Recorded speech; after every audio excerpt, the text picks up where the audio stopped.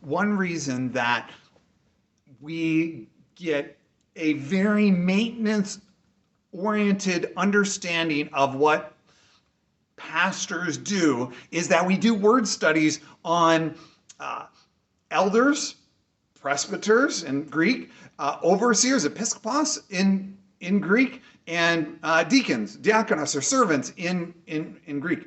So we just look at those words. And those were the people that the Apostle Paul appointed in each city to run the churches after he had planted them. And some of them can teach. They're supposed to be people of good character, we see in 1 Timothy 3. And those figures are associated with keeping out the wolves in Acts 20, so like a shepherding kind of role. But all of those things are maintenance oriented. And when we do a word study on that, and we try to figure out, okay, I've got pastors, I've got church leaders, what should they do? I'm going to do a word study of all the occurrences in the New Testament of elder, overseer, and deacon, and shepherd, or pastor, because pastor and shepherd are the same word.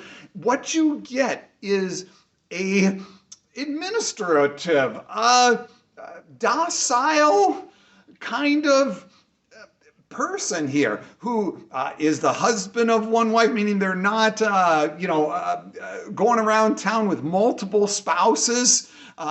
They are, people who manage their family well. They're people who have been Christians for a while.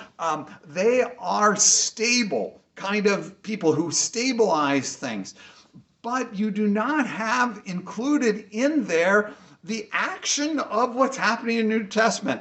Jesus and then Paul and the apostles who are out being missionaries, that sort of thing. And so what you have is you have a recipe for churches being these educational, administrative kind of entities. And you have ruled out the possibility that at the leadership level, there should be people who are thinking about change and reaching outsiders and trying to adapt things like Paul did. I will be a Jew to the Jew, a Greek to the Greeks, trying to reach people in creative ways because you have not included in your description of what a church leader, pastor is, you haven't included what the apostles were doing. And I've mentioned before that John Calvin said in the Institutes that we no longer need apostles, prophets, and evangelists because the whole world has already been evangelized. And he said that in 1536 when the Institutes came out.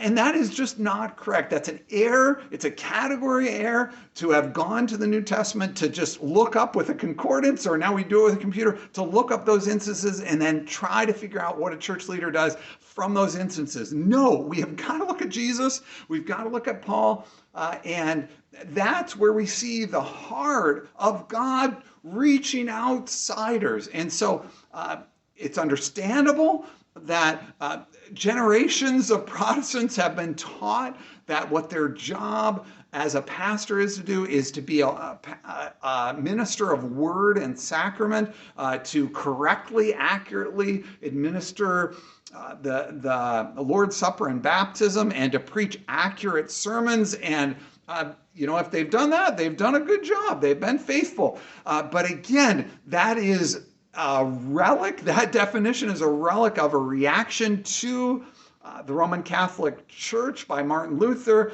who thought that they weren't preaching right and they weren't administering the sacraments right. And so therefore, that's what a true church would do. But we don't need to then stop and fixate on that definition as if that is true for all times as the right definition of what a church is and what a pastor is.